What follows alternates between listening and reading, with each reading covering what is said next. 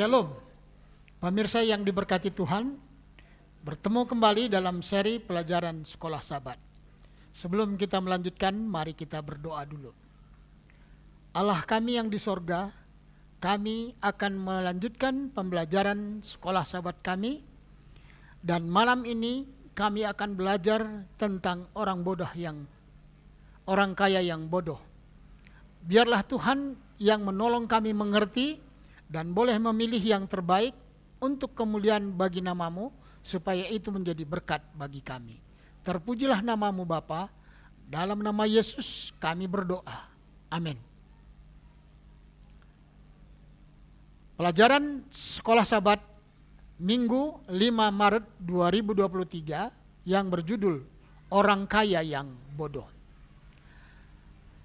Bacalah Lukas 12 ayat 16 sampai 21. Kemudian ia mengatakan kepada mereka suatu perumpamaan. Katanya, ada seorang kaya, tanahnya berlimpah-limpah hasilnya. Ia bertanya dalam hatinya, apakah yang harus aku perbuat? Sebab aku tidak mempunyai tempat di mana aku dapat menyimpan hasil tanahku. Lalu katanya, inilah yang akan aku perbuat. Aku akan merombak lumbung-lumbungku, dan aku akan mendirikan yang lebih besar, dan aku akan menyimpan di dalamnya segala gandum dan barang-barangku. Sesudah itu aku akan berkata kepada jiwaku, jiwaku, ada padamu banyak barang, tertimbun untuk bertahun-tahun lamanya. Beristirahatlah, makanlah, minumlah, dan bersenang-senanglah. Tetapi firman Allah kepadanya, hai engkau orang bodoh, pada malam ini juga jiwamu akan diambil daripadamu, dan apa yang telah kau sediakan, untuk siapakah itu nanti?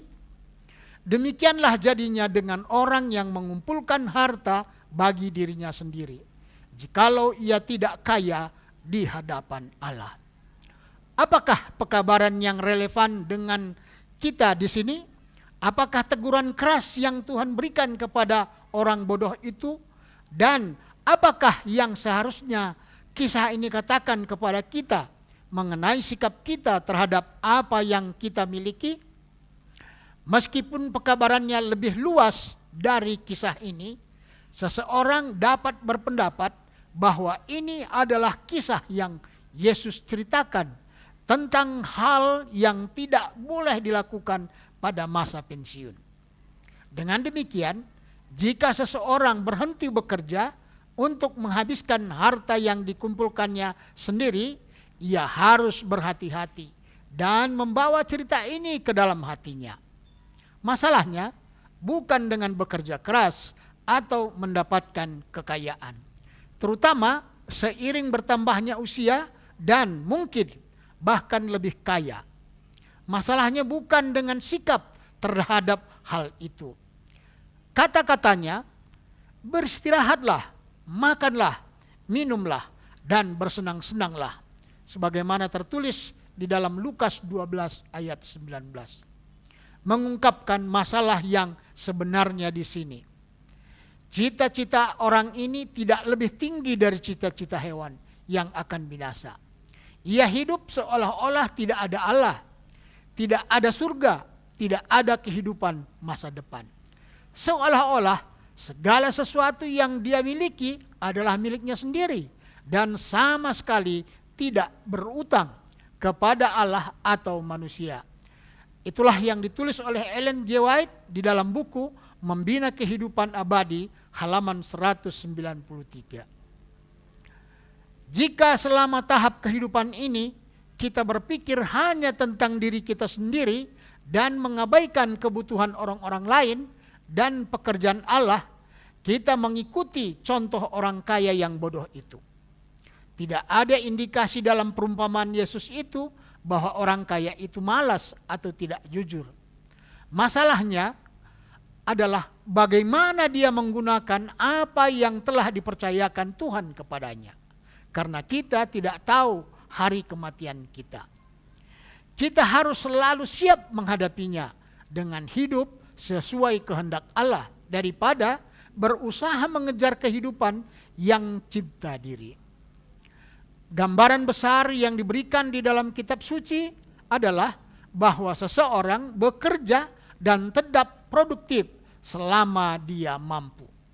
Faktanya adalah menarik untuk diperhatikan bahwa pengarang buku-buku nubuatan besar dari Daniel dan Wahyu banyak yang percaya keduanya berumur 80-an tahun ketika mereka menyelesaikan pekerjaan mereka. Ini terjadi pada saat usia rata-rata saat kematian adalah sekitar 50 tahun. Ellen G. White menerbitkan beberapa dari buku yang terkenal dan disukai seperti Kerinduan Segala Zaman setelah berumur 70 tahun. Makanya umur selama kita sehat seharusnya tidak berarti bahwa kita berhenti menjadi produktif dan sejauh mungkin melakukan kebaikan.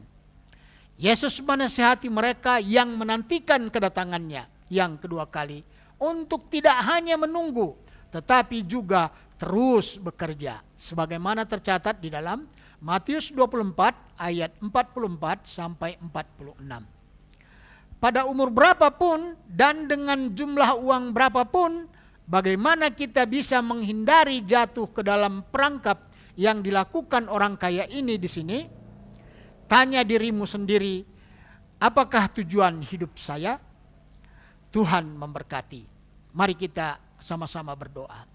Terima kasih Tuhan, kami sudah mendengarkan pelajaran yang indah dari orang muda yang kaya ini, yang tidak berpengharapan kepadamu, tidak memikirkan masa depan, khususnya di balik daripada kematian. Tuhan mau kami di dunia ini mempersiapkan diri kami, supaya kami pun dilayakkan masuk di dalam kerajaan-Mu, hidup kekal bersama dengan Engkau.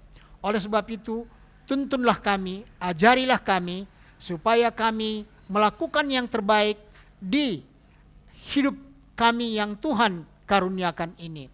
Dan biarlah semua pemirsa Tuhan berkati, kami semuanya beroleh berkat. Terpujilah nama-Mu Bapa, di dalam nama Yesus kami berdoa. Amin.